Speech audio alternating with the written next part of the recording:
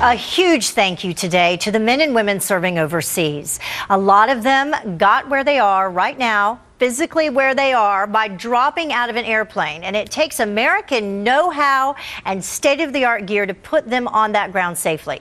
Anna Hayes with the Fox affiliate KECY in Arizona. She takes a tour of the Airborne Test Force facility where that technology is perfected.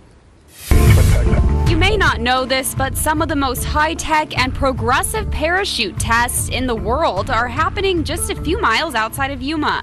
We do all the developmental testing for the airdrop equipment. So its initial test phase are done here at YPG. I got a special tour of this testing facility at YPG from two parachute experts. Matthew Prager just got back from a 7-month deployment to Afghanistan, where he saw firsthand the fruits of his labor. He says most of the parachutes they test are used to deliver food and water overseas. Definitely the types of parachutes that we've tested here are being used there on a daily basis. Now I'm standing inside a G11 parachute right now, and before they pack up this parachute or any other parachute here at YPG, they inflate it here in this room to make sure there's no holes they need to repair.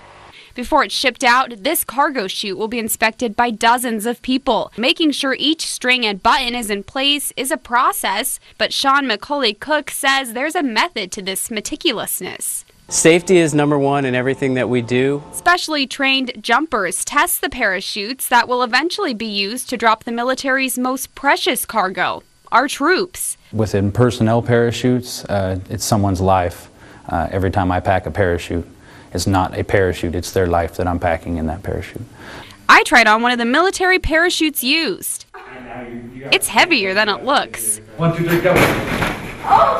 A properly cared for parachute could last up to 30 years, but if a parachute has any kind of imperfection, there is an entire crew dedicated to fixing it.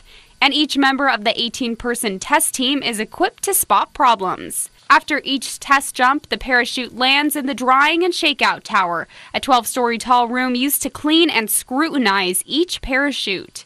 They're usually shaking out dirt and rocks, but Some desert creatures and critters come out as well, some scorpions, and also I've heard of frogs being in parachutes and other things. When it's cleaned and repaired, a parachute is packed up and stowed away. Until next time. To reinforce that training is as important or more important, because without doing it over and over, it's a perishable skill. You can lose those skill sets or forget certain minor aspects or details.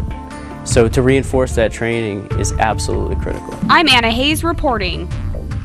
So I've actually flown with the Air Force, but I've never jumped out of anything up in the air, but you've done something similar. Well, I rappelled not very well, but it's on the bucket list, and now we'll probably both get an invitation. But you know what really surprises me? When I go to Fort Campbell and I spend time with the 101st Airborne, it surprises me how many women are doing skills like this in the military as opposed to just the guys. So maybe we'll get our chance. Wait, that always did not, it wasn't always the case That's either. true. So good That's for that. true. Well, still to come.